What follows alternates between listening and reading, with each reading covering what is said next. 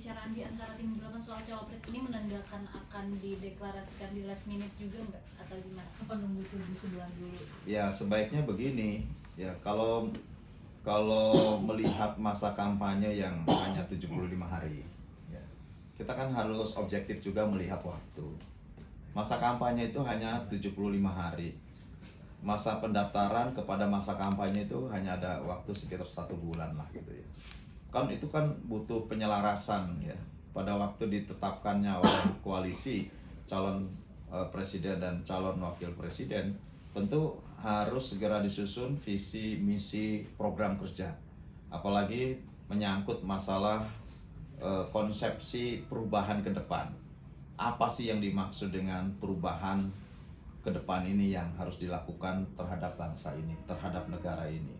Aspek-aspek apa saja yang harus disampaikan? Kan ini nggak bisa sepihak disampaikan oleh kami, misalkan dari Partai Demokrat gitu. Ini harus disampaikan oleh capres dan cawapres gitu. Karena kan konsepsi untuk menuju kepada perubahan ini juga menjadi hal yang ditunggu-tunggu oleh masyarakat gitu. Kan ini yang harus dijawab dan tidak bisa Demokrat sepihak kemudian menyampaikan kepada publik. Ini harus disampaikan oleh capres, cawapres beserta dengan koalisinya. Karena ini adalah konsepsi bersama yang ditawarkan kepada rakyat bahwa menuju kepada perubahan ini jelas perubahannya apa, untuk siapa, bagaimana caranya, dan ini adalah warna lain dari situasi saat ini. Ini yang menurut saya jauh lebih penting. Nah, oleh karenanya butuh waktu. Tidak cukup kalau hanya 75 hari untuk mensosialisasikan kepada DPT yang sekarang 204 juta.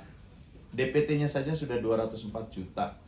Rakyat Indonesia sekarang sudah 280 juta. Kan ini harus tersosialisasi gitu.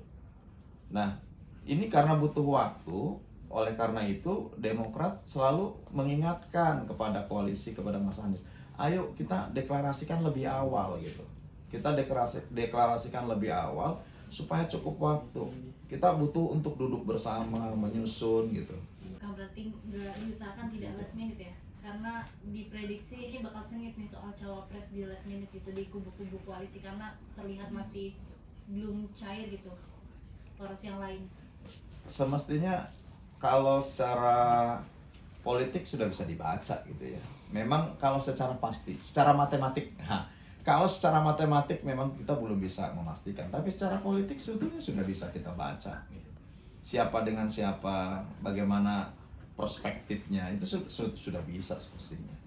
Dan kalau firm koalisi perubahan sudah bisa menetapkan calon wakil presidennya, justru ini adalah hal baik, hal yang bisa dijadikan starting point untuk bisa meyakinkan masyarakat, meyakinkan hati dan pikiran masyarakat bahwa memang sudah tepat bahwa koalisi perubahan ke depan akan bisa memperbaiki bangsa dan negara ini.